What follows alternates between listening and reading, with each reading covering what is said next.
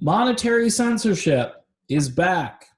Tulsi Gabbard talking about Netflix, me doing a video, and then, I'm starting to get a lot of views thinking, hey, this is great. I thought I was getting ratioed. Somebody was, and I looked at the numbers and they weren't as bad as I thought. Somebody suspected that somebody came over and just started disliking and then telling other people to dislike the video. I just don't care if you like it or you dislike it. If you're watching it, that's a start. This channel, like I said, I'm pretty sure at this stage that I'm going to be going back to Tulsi content full time. Lately, I've been doing pretty much every video is a Tulsi video. I'd like to talk about Joe Jorgensen, but I think I've said everything I can say about Joe Jorgensen. I've been positive about Joe. If you want to vote for Joe, I don't think it's a wasted vote. If you want to build the Libertarian Party, I think that's a great idea. However, I don't know. Again, it's not that I don't like libertarians or libertarianism. I'm about 80 to 90% there on what they believe. At the end of the day, though, I understand that there's a political dynamic at work in this country where there are alienated people that don't fall into categories and that they're a mishmash of issues and ideas. And libertarians are pretty rote. They're pretty, you kind of understand what they want and what they want to do. Tulsi Gabbard is completely outside the norm. Some people say she's kind of like JFK. Some people think she's a libertarian with a little bit of progressive tendencies. And that would be an okay description. I just think she looks at each issue and she makes a decision based on what she believes is good for her constituents. That's the way she rolls. It was not effective during the Democratic primary because the Democrats are neoliberal and their party is owned by large corporations. Their party is funded by organizations like, like Moderna, the manufacturer of this so-called vaccine that might be coming your way. Turn on any neoliberal channel, MSNBC, CNN, and you're going to see the network being supported by big pharmaceutical companies. Tulsi Gabbard is not a fan of big pharma. She talked about Purdue Pharma a lot during her campaign. She named them, and I thought that was courage. Just like when she came out against this lovely movie called Cuties. Now, let's talk about this for a moment because that's the topic of this video. In the year 2020, apparently being against pedophilia, and again, this might fall under YouTube's sensitive topics area because I'm not talking about fluffy bunnies running around. I don't have a cat video where cats are falling off of chairs and high places to land perfectly or whatever, because those videos are hysterical and they get millions and millions of views because that's where we're at in America in 2020. We can't have a serious conversation about child trafficking, human trafficking. So this whets the appetite of those who are into this stuff, according to Tulsi Gabbard. She is correct. She is 100% correct. Now, I run a pretty innocuous channel here, and I was demonetized for the first time in months over the video I did about Tulsi Gabbard saying to cancel your Netflix. I was demonetized. So big tech apparently doesn't like you speaking out on this topic. This is a sensitive issue to them. And I'm appalled. I am just completely dumbfounded that they think children should be exploited. Because that's kind of what they're saying to me. Well, we're not going to let you earn any revenue from promoting this. We're not going to ban your video, but certainly we're not going to allow you to enjoy some revenue because you spoke out on this very important issue and you highlighted Tulsi Gabbard. Again, my favorite tweet since the Queen of Warmongers tweet. Now, again, I've had my issues with Tulsi, and I've made it clear here. And I think everybody who supports Tulsi Gabbard probably has one or two issues with her, because the orthodoxy, again, is like hard to follow for most people. But I guess the more you learn about her in that way, the more you understand that she's truly independent. So that's why this channel, once the election is over, will go wall to wall Tulsi Gabbard, trying to get her on the ballot in 2024 as an independent, not as a libertarian, not as a Green, not as a Republican, certainly not as a Democrat, but as an independent. She said, build the infrastructure and then get back to me. Well, I'm going to be doing my job. That's my goal starting pretty soon. I think you have to wait till after the election to see how it all shakes out. And I think people have a better attention span, because they're going to be, there's at least half the country is going to be doing this the next day. Now, of course, the Democrats say that the election's not going to be settled for weeks and weeks, especially if Trump is ahead and so forth. There's some nightmarish scenarios out there. I've heard the word secession. I've heard all kinds of things. I heard that, they're going to contest no matter what happens. Honestly, I know that, and I don't want this to happen, but the only way you wake up on November 4th and there isn't chaos in the country is if Biden wins big. Biden wins big. And I think everyone says, Trump is going to walk away, and he's going to be, he can become the richest man on earth next to Jeff Bezos if he walks out of there. CNN rumored to want to give him a job, believe it or not, as a commentator. The channel that has destroyed him day after day, which shows me that this is all incestual. Not the stuff on Netflix, which has got its own issues. But I'm talking about, big media with these people that they basically tear down. And then they go and build them back up. And then they can rehabilitate anyone. Look what they did with George W. Bush.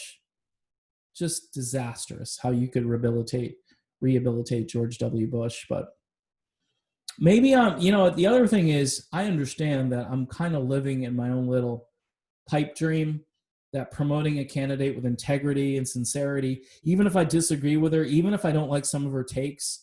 I hated her Trace Act thing. She was all go Trace Act. Her out there being, Dr. Fauci for a few weeks, it kind of irritated me, but I'm over it again, because she's still the civil libertarian.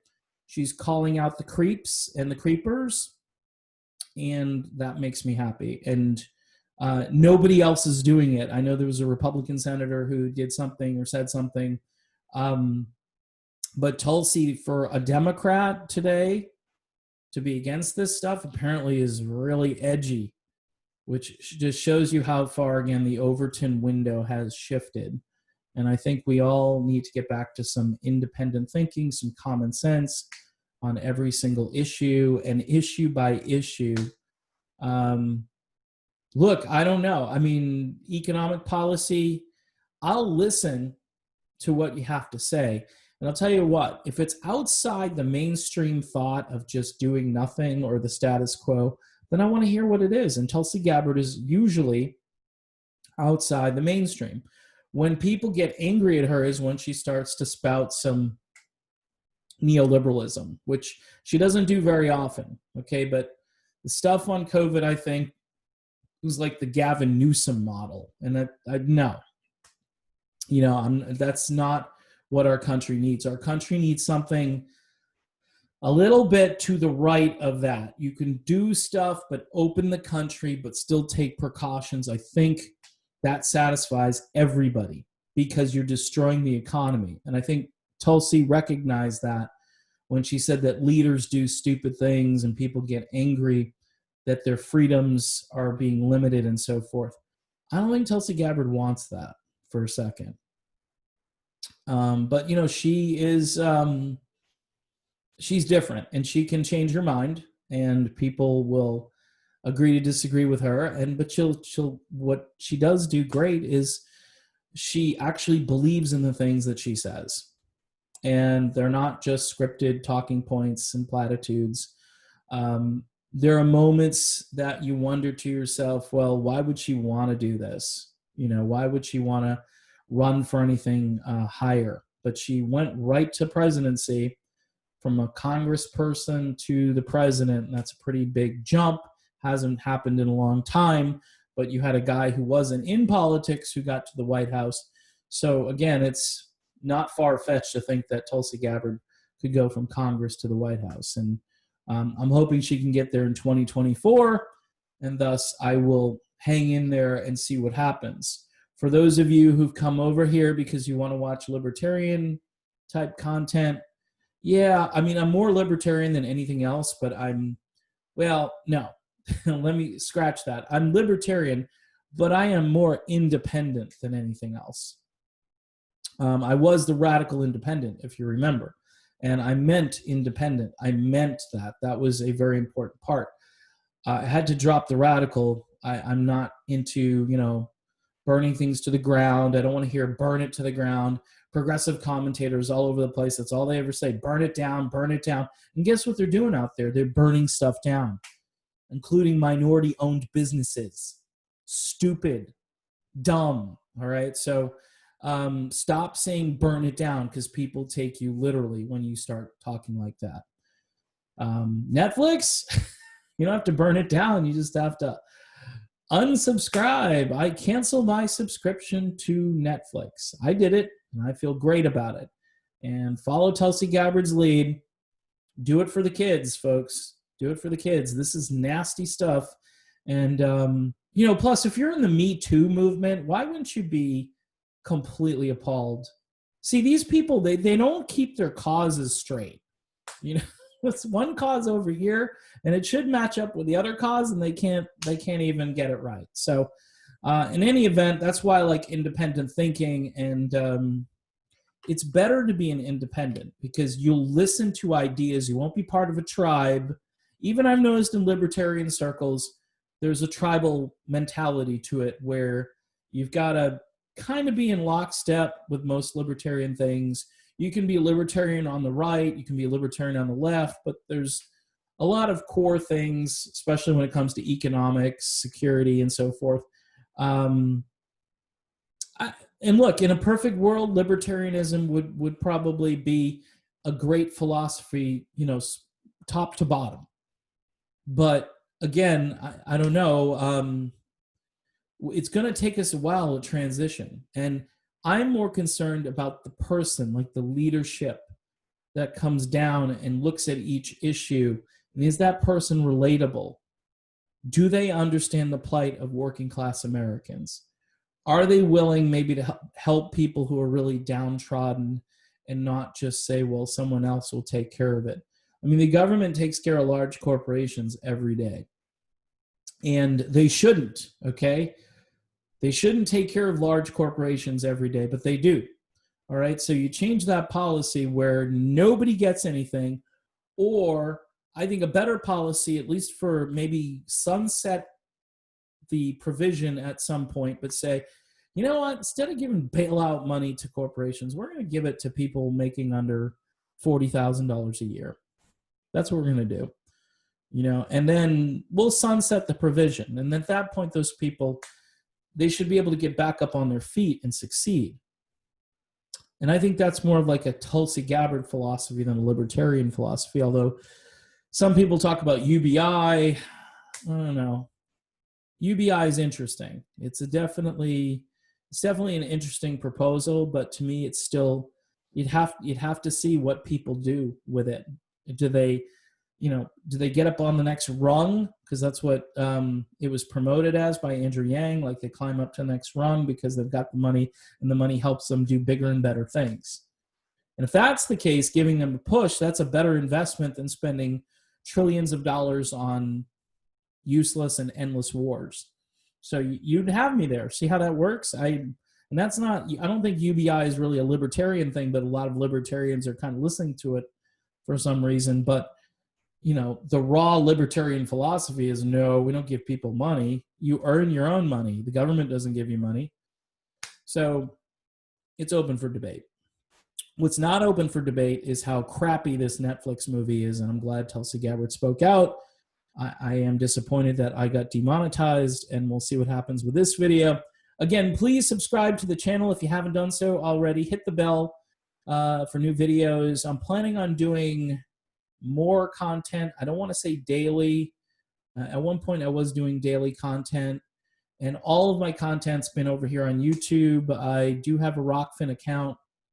Haven't used it in a while. I had trouble uploading a video one day and got frustrated, and haven't been back since. I may revisit because it is an independent platform, and who knows what happens over here. So you may not be able to talk about these things without getting banned completely, but hopefully smart people will see that I'm actually trying to help kids. Okay, that's what this is about, helping kids be kids and not to turn our kids into objects of desire for creepy older people. That's what I'm saying here. All right, I'm done. Thanks for watching, and I'll see you soon.